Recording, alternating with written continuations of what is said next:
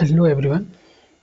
तो आज हम बात करने वाले हैं इतिहास की। हमारी जो निःशुल्क एनसीईआरटी सीरीज चल रही है, जिसमें हम कक्षा 6वीं के हमारे अतीत पार्ट फर्स्ट की बात कर रहे हैं, जिसमें कि हम चैप्टर 10 और चैप्टर 11 के बारे में बात करेंगे।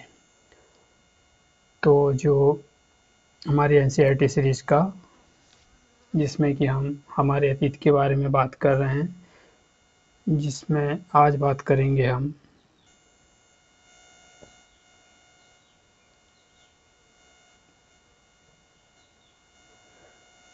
चैप्टर 10 के बारे में, जिसमें एक नए साम्राज्य और राज्य, मतलब कि साम्राज्य और राज्य किस प्रकार इनका निर्माण हुआ। अरविंद राजा बना, मतलब कि जो अरविंद नाम का लड़का जो है वह सोचता है कि राजा बना कि अरविंद अपने स्कूल में खेले जाने वाले नाटक में मतलब कि जो अरविंद जो था, जो स्कूल में जो खेले जाने वाले नाटक था, उसमें एक राजा की भूमिका अदा करने के लिए चुना जाता है कि वो राजा का एक रोल करेगा। उसने सोचा था कि शाही वेशभूषा में मूछें पर ताव देते हुए, रुपहले कागज में लिपटी तलवार, मतलब कि कागज से एक तलवार, उसको कागज से लिपटा कर रखा जाता था। इसे पकड़कर वह चलक दमकी करेगा, जरा सोचो उसे कितनी हैरानी होगी। वो यह सोचता है कि उसके चमकदर की तलवार जब उसके पास में होगी, तो वह सोचता है कि वह सोचो कि उसे किस प्रकार कितनी हैरानी होगी। उसे बताया गया है कि बैठकर बीड़ा भी बजानी होगी और कविता का पाठ भी करना होगा। ये रोल भी अलग से उसको दिए गए। किसको? अरविंद को। संगीत राजा कौन हो सकता है? अरविंद सोचने लगा। तो फिर अरविंद सोचता है कि संगीत का राजा कौन होगा। तो फिर क्या बताती हैं कविताएं,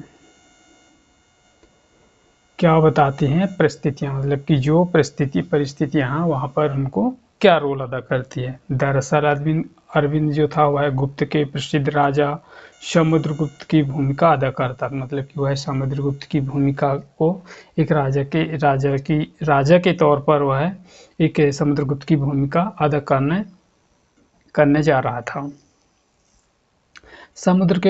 समुद्रगुप्त के बारे में हमें इलाहाबाद में अशोक स्तंभ पर खुदे हुए एक बहुत लंबे अभिलेखों से पता चलता है कि इसकी रचना जो है चंद्रगुप्त के दरबार में कवि व मंत्री हरिशेन के द्वारा एक काव्य के रूप में लिखी गई। मतलब कि जो कवि जो था वह हरिशेन था, जिसने कि ये कविता एक काव्य के रूप में लिखी।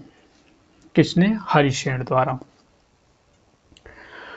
तो यह एक विशेष किस्म का अभिलेख था, मतलब कि जो लिखने वाला जो है पात्र था, जिसमें ये कविता जिसको ये संग्रह करके लिखा करते थे, वह एक विशेष किस्म का अभिलेख था, जिसे प्रशस्त कहते थे। मतलब कि जिसमें वह लिखा जाता था उसे क्या कहा जाता था? प्रशस्त कहते थे। यह एक संस्कृत, जिसमें कि ये संस्कृत शब्द का होता है, जिसका अर्थ है प्रशंसा होता है या परिस्थितियां लिखने पर प्रचलन पहले से, मतलब कि जो परिस्थितियां जो लिखी जाती थी उसका प्रचलन बहुत पहले से ही था, जिसके बारे में हमने अध्याय 8 में गौतमी पुत्र शतकर्णी की परिस्थितियां के बारे में पढ़ा, जो कि गुप्त काल में इनका महत्व भी बढ़ गया था। इनका इन परिस्थितियों का। तो फिर देखते हैं बच्चों कि समुद्रगुप्त में प्रशस्त क्या थे। आओ सीखें। समुद्रगुप्त में शामिल हमें क्या बताती, मतलब कि जो समुद्रगुप्त में जो चीज़ें थी वह शामिल थी उसमें हमें क्या बताती है। कविता में राजा की एक योद्धा का रूप करता था, मतलब जो कविता है उसमें राजा जो होता है वह एक योद्धा का रोल अदा करता है। योद्धा को जीतने वाला राजा विद्वान या उत्कृष्ट कवि के रूप में भरपूर प्रशंसा की जाती थी। इसकी राजा की, यहाँ तक कि उसे ईश्वर के बराबर बताया गया, मतलब कि जो राजा जो था उसे ईश्वर के तौर पर भी बताया गया था, जिसमें कि वह लंबे समय तक वाक्य के लिए यहाँ एक वाक्य का अंश दिया गया।